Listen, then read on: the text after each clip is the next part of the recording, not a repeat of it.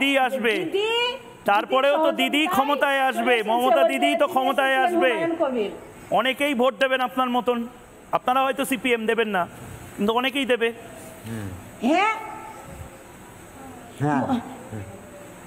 মমতা দিদি ক্ষমতায় আসবে, আরো হাজার হাজার তামান্না মরবে, তামান্নার মতো আরো অনেক মা অনেক মেয়ে মরবে। দিদি দিদি দিদি সেই বিচারটা করুক। আমি বলছি দিদি বিচারটা করুক।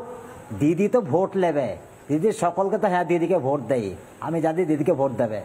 তাহলে এই যে এই রাজনীতি, এই ক্রিমিনাল পুষি রাজনীতিটা, ক্রিমিনাল থাকে সরাক, ছাপ করো ক্রিমিনাল। দিদিকে সবাই তো ভালোবাসে, সবাই ভালোবাসবে, ক্রিমিনাল গুলো ছাপ করো। এই ক্রিমিনাল দেখলে এই দেশে একটা শিশু বাচ্চার মুখে বোম মেরে এই ক্রিমিনাল তৈরি করে দেখিয়ে দেবে, তার কোনো বিচার ব্যবস্থা করবে না কো। এ কোনো রাজনীতি? এগুলো রাজনীতি বলেন? একে রাজনীতি বলে? এগুলো রাজনীতি চলে? হ্যাঁ,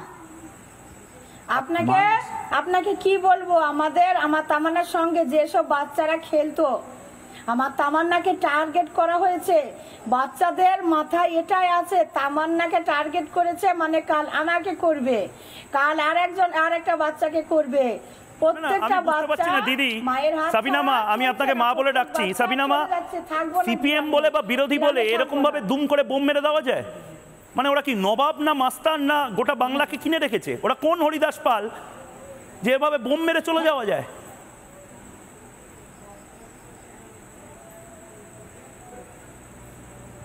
হ্যাঁ, আর আলিফা জিতেছে ওই জন্য আলিফার এটা উচিত যে আমি জিতেছি, তার জন্য যাও বা শিশুদেরকে মেরে এসো, শিশুদেরকে মেরে শিশুদের রক্ত নিয়ে আমাকে জিতিয়ে দাও।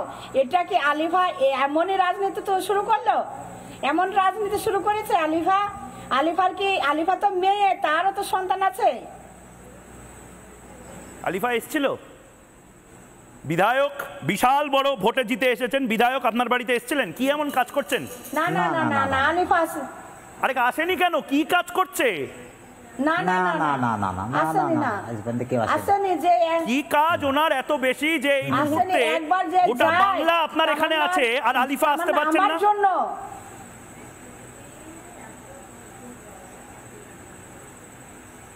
ও তো ওর কাজ তো হয়েই গেছে, ও যেটা চাইছে সেটা তো হয়েই গেছে, সে আবার এসে কি করে দেবে? ওর টার্গেট ছিল বাচ্চাদের বড় হয়ে শিক্ষিত করা যাবে না, ও সফল হয়ে গেছে। বাচ্চারা আতঙ্কিত, বাচ্চারা ভবিষ্যতে ভয়ে স্কুলে একা যেতে পারবে না, বাচ্চাদের আতঙ্কিত করে দিয়েছে। দিদি আমি একটা কথাই অন্তত, নানা ধরনের কন্টেন্ট দেখার জন্য লাইক করুন, শেয়ার করুন আমাদের ফেসবুক পেজ, সাবস্ক্রাইব করুন আমাদের ইউটিউব চ্যানেল, পাশাপাশি অন্যান্য ব্রেকিং নিউজের জন্য অবশ্যই চোখ রাখুন রিপাবলিক বাংলায়।